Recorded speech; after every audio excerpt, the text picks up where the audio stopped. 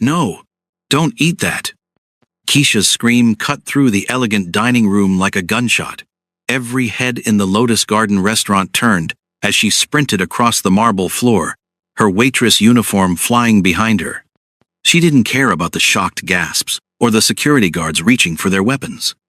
All she saw was the 6-year-old boy Min Jae's son, Ji-woo, raising a fork of japchae noodles to his mouth. The same noodles she'd watched the fiancé, Yuna, drizzle something into when she thought no one was looking. Keisha's hand shot out and slapped the plate off the table. It shattered against the floor in an explosion of glass and food. Ji-woo jerked back, startled and confused. The entire restaurant went silent. Then Min Jae was on his feet, all 6 feet of lethal power and cold rage. Seoul's most feared businessman didn't need to raise his voice. His presence alone made grown men tremble. "You just assaulted my son's meal," he said in perfect English, his Korean accent sharp as a blade. "In front of 200 witnesses. Give me one reason I shouldn't have you arrested right now." Keisha's heart hammered, but she stood her ground, pointing at the beautiful woman in the designer dress sitting beside him. "Because your fiancé just tried to kill him. She put peanut oil in his food, and your son is deathly allergic to peanuts." The temperature in the room dropped 20 degrees. Yuna's perfect smile never wavered. This girl is clearly insane. Min Jae's eyes moved between Keisha and Yuna, calculating, assessing. His security detail had already surrounded Keisha, hands on their weapons. Ji-woo looked up at his father with wide, confused eyes. "Papa, I'm hungry," the boy said in Korean. "Not yet, Ji-woo." Min Jae's voice softened only for his son. Then his gaze hardened back on Keisha. "You're accusing my fiancé of attempted murder. That's a serious claim." "I know what I saw." Keisha's hands trembled, but her voice stayed firm. "I was refilling water at table 6 when I saw her pull a small bottle from her purse. She looked around to make sure no one was watching, then poured it over his noodles and mixed it in. When she turned, I saw the label 100% peanut oil." Yuna laughed, a delicate, practiced sound. "Min Jae, this is ridiculous. Why would I harm Ji-woo? I love him like my own son." "You don't even look at him unless cameras are around," Keisha shot back. "How dare you?" Yuna started to stand, but Min Jae raised a hand. She sat back down immediately, though fury flashed in her eyes. Min Jae studied Keisha with unsettling intensity. "What's your name?" "Keisha Williams. I've worked here for 3 months." "And in 3 months, have you ever caused problems? Lied? Stolen?" Manager Kim stepped forward, nervous sweat on his forehead. "No, sir. She's one of our best employees. Punctual, honest, hardworking." Min Jae nodded slowly. Then he looked at Yuna. "Show me your purse." Yuna's smile finally cracked. "What?" "Your purse. If this woman is lying, you have nothing to hide. Show me." "Min Jae, this is humiliating," Yuna protested, her voice taking on a whining edge. "You're going to believe some random waitress over me? Your fiancé? I'm going to verify the truth." Min Jae's tone left no room for argument. "Your purse. Now." The entire restaurant watched in breathless silence. Yuna's perfectly manicured hands clenched into fists, but she reached for her designer bag with jerky, reluctant movements. She opened it, displaying the contents: makeup, phone, wallet, keys. "Satisfied?" She glared at Keisha with pure venom. "Check the inner pocket," Keisha said quietly. "The zippered one." Min Jae took the purse from Yuna's hands, ignoring her protests. He unzipped the hidden compartment and pulled out a small amber bottle. The label was clear even from 10 feet away. 100% pure peanut oil, cooking grade. The silence in the restaurant became suffocating. I've never seen that before," Yuna stammered. "She must have planted it. This is a setup." "A setup?" Min Jae's voice dropped to a whisper that somehow felt louder than a shout. "How would a waitress plant evidence in your purse without you noticing? And why would she risk her job, possibly her life, to frame you? Because she's obsessed with you. These foreign women, they see a wealthy Korean man, and they—" "Enough," Min Jae cut her off. He turned to his head of security. Sung-ho, get the security footage from the kitchen. Every angle from the past 30 minutes. And check Ji-woo's plate. I want a lab analysis of any residue. Yuna's face went pale beneath her makeup. Min-jae, please, let's discuss this privately. We're done discussing. He looked at his son with an expression Keisha had never seen on the cold businessman's face. Fear. Raw, parental fear. Ji-woo, did you eat any of your food? The boy shook his head. The lady screamed before I could, Papa. Min-jae closed his eyes briefly. When he opened them, he was looking at Keisha. You saved my son's life. Sung-ho returned within minutes, tablet in hand. He leaned close to Min-jae, whispering in rapid Korean. But Keisha caught enough words to understand. The footage confirmed everything. Yuna at the table, looking around, pulling out the bottle, pouring it into Ji-woo's food, mixing it carefully, putting the bottle back. Premeditated, calculated, murder. Min-jae's face transformed into something terrifying.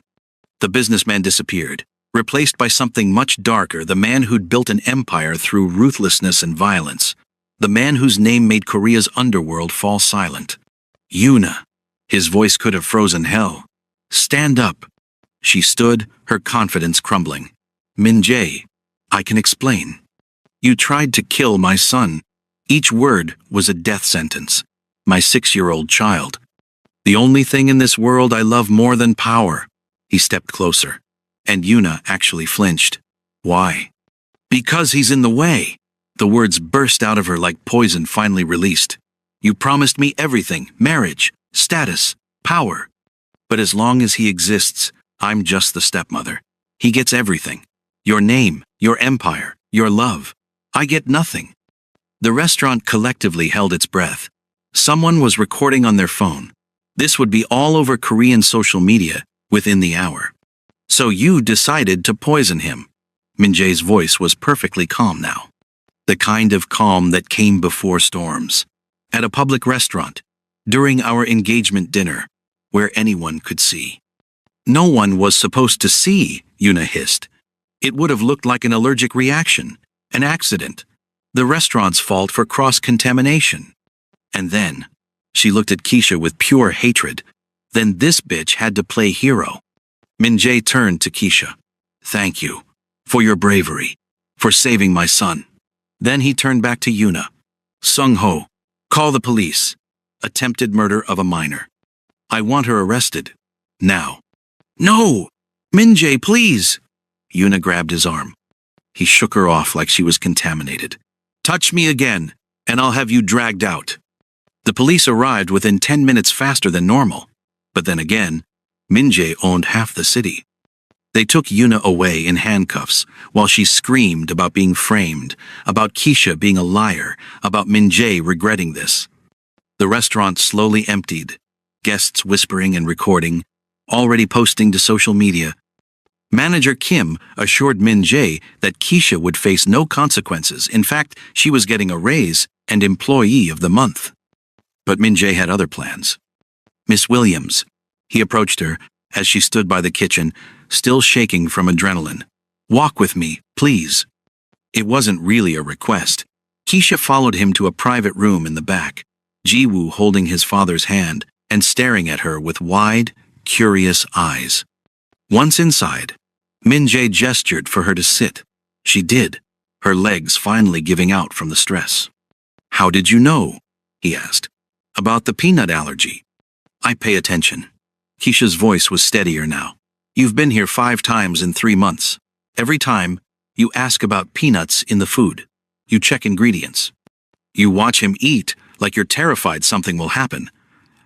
I'm a waitress. Noticing details is literally my job.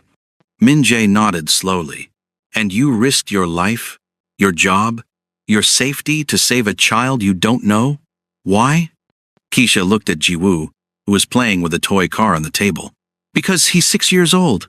Because I saw someone trying to hurt him and I couldn't just not do anything. She met Min-jae's eyes. Some things matter more than keeping your head down. For the first time, Min-jae smiled.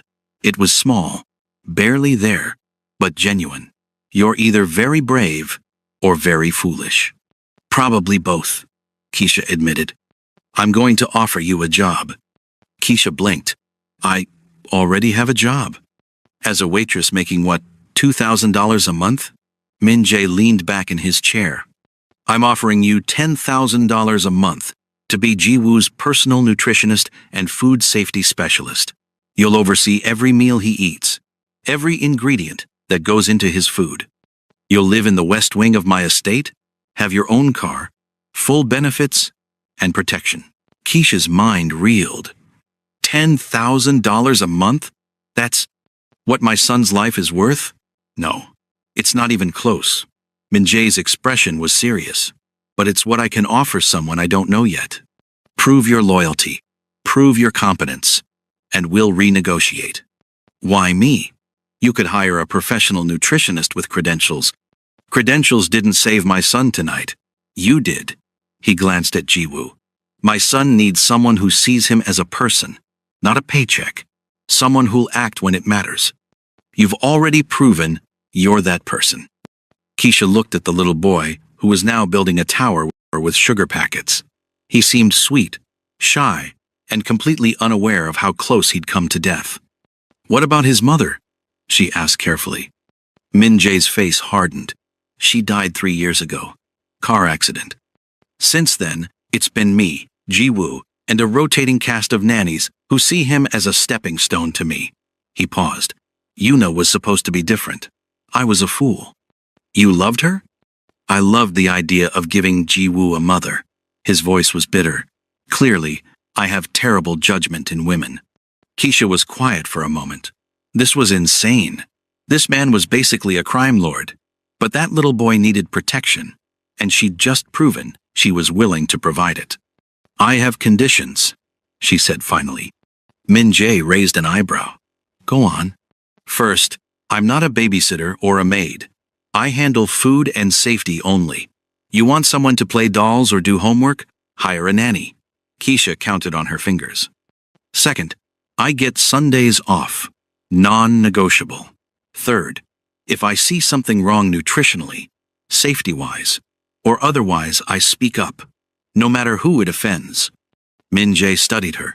You're negotiating with me. Most people don't have the courage. Most people didn't just slap a plate out of a mafia boss's son's hands in front of 200 people. Keisha met his gaze steadily. I figure I've already used up my quota of dangerous decisions for the year. Might as well go all in. He actually laughed. It was short and surprised, but real. Fair point. I accept your conditions. Do you have any family in Korea? Anyone who needs to know about this arrangement? No. I came here to teach English 2 years ago. Ended up staying. She didn't mention why the bad relationship back home. The need to start over somewhere new. That was her business. Then it settled. Min Jae extended his hand. You start tomorrow. Sung-ho will collect you at 8 a.m. and bring you to the estate. We'll set up your room and go over Ji-woo's medical file. Keisha shook his hand. His grip was firm, professional, but she noticed the calluses. This was a man who'd fought his way to the top. One more thing, she said. What happens to Yuna? Min Jae's expression went cold. She'll be charged with attempted murder. My lawyers will ensure she serves the maximum sentence. And when she gets out, he paused. She'll find that no one in Korea or anywhere I have influence will hire her, house her, or help her. She tried to kill my son. I'll make sure she regrets that decision for the rest of her life. It should have scared Keisha. Instead, she felt a grim satisfaction. Justice wasn't always pretty. Good, she said simply. The Min estate was enormous, a modern fortress of steel, glass, and security cameras. Keisha's room was bigger than her entire apartment, with a king bed, private bathroom, and a view of Seoul's skyline that probably cost more than most people's yearly salary. But she wasn't there to admire the view. She was there to keep a 6-year-old alive. Ji-woo was shy at first, peeking around corners and watching her with cautious curiosity. Keisha didn't push. She set up her workstation in the kitchen, reviewed his allergy list, peanuts, shellfish, and bee stings, and started planning menus. By day 3, Ji-woo started lingering in the kitchen while she cooked. "What are you making?" he asked in careful English. "Bibimbap.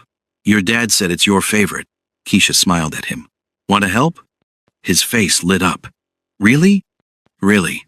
But first, we wash hands. Food safety rule number 1. They cooked together. Jiwoo, carefully arranging vegetables in the bowl under her supervision. When Min-jae came home that evening earlier than usual, he found them laughing in the kitchen. Jiwoo, wearing a too big apron and covered in flour. "Papa, I helped make dinner." Jiwoo ran to him, excited. Min-jae's expression softened in a way Keisha was starting to recognize the look of a father who'd do anything for his child. "Did you? It smells delicious." "Miss Keisha, let me crack the eggs."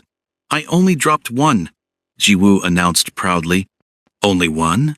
That's impressive." Min-jae glanced at Keisha over his son's head, something unreadable in his eyes. "Thank you. For this." "Just doing my job," Keisha said, but she smiled. That night, after Jiwoo was asleep, Min-jae found her in the kitchen cleaning up. "He likes you," he said simply. "He hasn't been this happy since before his mother died. He's a good kid." "And you're good with him." Min-jae paused. "I was wrong to doubt you at the restaurant. I should have trusted your instinct immediately. You were protecting him in your own way. I get it." They stood in comfortable silence for a moment. Then Min-jae asked, "Why did you really stay in Korea after your teaching contract ended?" Keisha considered lying. But something about this man, this dangerous, powerful, surprisingly gentle father, made her want to be honest. "Because back home, I was invisible, just another face in the crowd. Here, I'm seen, for better or worse." Min-jae nodded. "I understand that more than you know." 3 months later, the news broke. Yuna had been sentenced to 8 years in prison for attempted murder. But that wasn't the headline that shook Seoul. The headline was, "Convicted woman claims Mafia boss Min-jae ordered hit on business rival files testimony from prison." Keisha saw it on the news while making Jiwoo's breakfast. Her stomach dropped. She knew Min-jae's business wasn't entirely legal, but seeing it spelled out so bluntly was different. When Min-jae came down that morning, his face was thunderous. "It's a lie. A desperate woman trying to reduce her sentence by implicating me in unrelated crimes." "Is it?" Keisha asked quietly. Jiwoo was still upstairs, but she needed to know. "The lie part, I mean." Min-jae met her eyes. "I've done things I'm not proud of. Built this empire through methods that wouldn't stand up in court. But I've never ordered a hit. I'm a businessman who operates in gray areas, not a murderer. But you could destroy her life from prison. You said so yourself." "Yes. Through legal means, blacklisting, financial pressure, reputation destruction, all of which are perfectly legal if morally questionable." He stepped closer. "Are you afraid of me now?" Keisha thought about it honestly. "No. I'm afraid for Jiwoo. If this goes to trial, if the media circus starts, it won't touch him. I promise you that." Min-jae's voice was steel. "Whatever I am, whatever I've done, Jiwoo is innocent. And I'll burn the world down before I let my choices hurt him." "Then we protect him together," Keisha said firmly. "That's what I'm here for." Something shifted in Min-jae's expression. Surprise, maybe, or respect. "Together," he agreed. The legal battle lasted months. Yuna's accusations went nowhere, no evidence, no credibility, just the desperate flailing of a convicted criminal. But the media attention was brutal. Paparazzi camped outside the estate. Reporters shouted questions whenever they left the house. Through it all, Keisha kept Jiwoo's life as normal as possible. She made his meals, checked his homework, played with him in the garden, and slowly, she realized something. She'd stopped seeing this as just a job. She cared about this kid, really cared. And maybe, just maybe, she was starting to care about his father too. One evening, after Jiwoo was asleep, Min-jae found her on the balcony. "The charges were dropped," he said. "Yuna's testimony was deemed unreliable. It's over." "Good." Keisha exhaled in relief. "Keisha," he said her name carefully, like he was testing its weight. "When I hired you, I thought I was buying protection for my son. But you've given us both something more valuable: peace, safety, family. Family, she repeated softly. I know I'm not an easy man. My life is complicated and sometimes dangerous. But if you're willing, he paused, vulnerable in a way she'd never seen. Stay. Not as an employee, as part of this family. Help me raise Jiwoo. Help me be better than I was. Keisha looked at the city lights, then back at him. This man who'd terrified her 3 months ago now looked at her like she hung the moon. On one condition, she said. Name it. You teach me Korean. Properly. Because if I'm going to be part of this family, I'm not going to be the only one who can't trash talk in 2 languages. Min-jae laughed, really laughed. Deal. He took her hand. And for the first time in years, Keisha felt like she'd found where she belonged. The moral lesson of this story is that trust your instincts and speak up when you see something wrong, even if it costs you everything. Silence might keep you safe, but action saves lives. And sometimes, doing the right thing in your scariest moment leads you to exactly where you're meant to be.